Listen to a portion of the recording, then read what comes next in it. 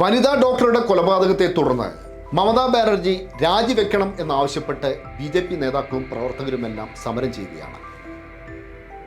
സ്ത്രീ സുരക്ഷയുടെ കാര്യത്തിൽ BJPയുടെയും സംഘപരിവാറിൻ്റെയും BJP ഭരിക്കുന്ന സംസ്ഥാന സർക്കാരുകളുടെയും എല്ലാം പ്രകടനം പരമദയനീയമാണ്.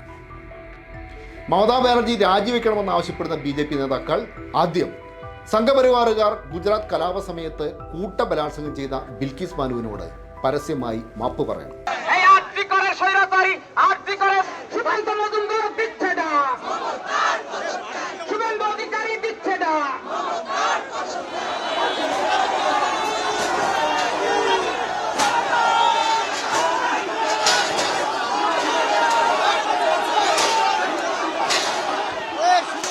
വനിതാ ഡോക്ടറെ കൊലപ്പെടുത്തിയ വിഷയത്തിൽ മമതാ സർക്കാരിന്റെ രാജി ആവശ്യപ്പെട്ടുള്ള BJPയുടെ പ്രതിഷേധം.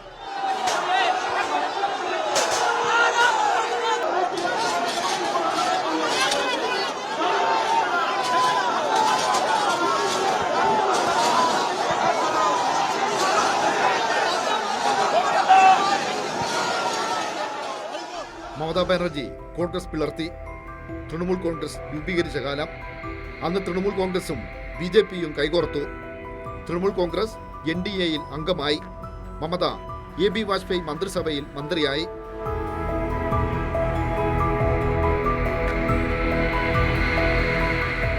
ബംഗാളിൽ തൃണമൂൽ കോൺഗ്രസിന് BJPയും BJPയെ തൃണമൂൽ കോൺഗ്രസും വളർത്തി. CPMന് തിരിച്ചടി നേരിട്ടപ്പോൾ BJP മുഖ്യ പ്രതിപക്ഷമായി മാറി. വനിതാ ഡോക്ടറുടെ കൊലപാതകം ഉയർത്തിക്കാട്ടി സമരം ചെയ്യുന്ന BJP ആദ്യം സംഘപരിവാറിന്റെ വർഗീയ വെറുക്കിരയായി ബലാത്സംഗം ചെയ്യപ്പെട്ട ബിൽക്കിസ് ബാനുവിന് നീതി ഉറപ്പാക്കണം. ഗുജറാത്ത് കലാപ സമയത്ത് ഹിന്ദുത്വ ക്രിമിനലുകൾ ബിൽക്കിസ് ബാനുവിനെ കൂട്ടബലാത്സംഗം ചെയ്തു. ബിൽക്കിസ് ബാനുവിന്റെ 3 വയസ്സുള്ള കുഞ്ഞിനെ കൊലപ്പെടുത്തി. ഭീഷണികൾക്ക് മുന്നിൽ തലകുനിക്കാതെ ബിൽക്കിസ് ബാനു ധീരയായി പോരാടി.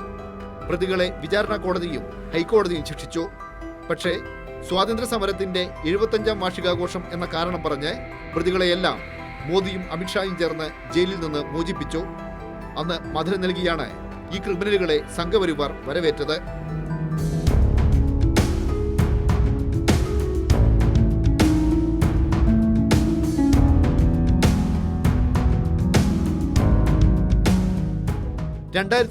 സെപ്റ്റംബർ 14 UPയിലെ ഹത്രാസിൽ വെച്ച് ഒരു ദളിത് പെൺകുട്ടിയെ ബലാത്സംഗം ചെയ്ത് കൊലപ്പെടുത്തി.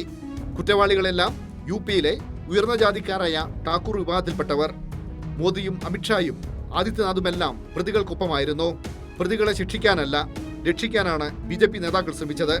അച്ഛനമ്മമാർക്ക് അന്ത്യകർമ്മങ്ങൾ അർപ്പിക്കാൻ പോലും അവസരം നൽകാതെ മൃതദേഹം സംസ്കരിച്ചു.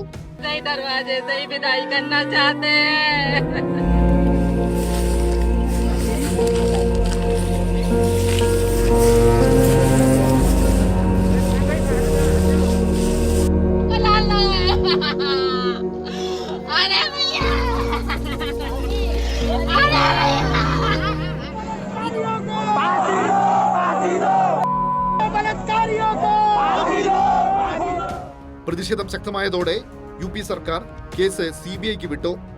CBI പ്രതികളെ രക്ഷപ്പെടുത്താനായി അന്വേഷണം നടത്തി. 2023 മാർച്ച് 4 ഹത്രാസ് SC/ST കോടതി കേസിൽ വിധി പ്രഖ്യാപിച്ചു.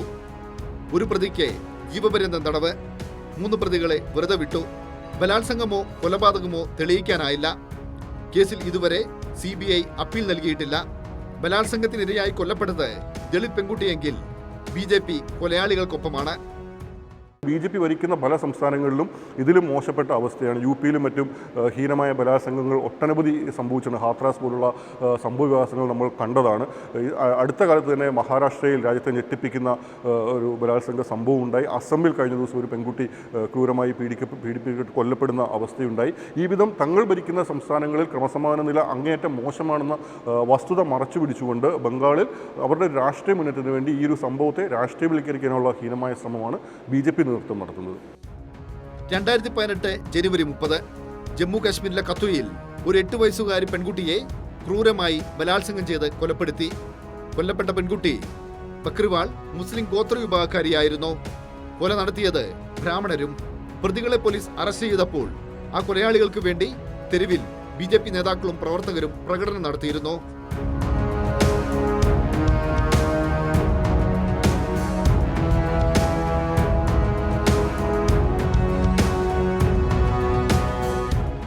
കൊൽക്കത്തയിൽ വനിതാ ഡോക്ടറെ കൊലപ്പെടുത്തിയവരെ ശിക്ഷിക്കണമെന്നാവശ്യപ്പെട്ട് BJP നടത്തുന്ന സമരത്തിന്റെ ലക്ഷ്യം അധികാര രാഷ്ട്രീയം മാത്രമാണ്. ഈ സമരത്തിൽ മനുഷ്യത്വമില്ല.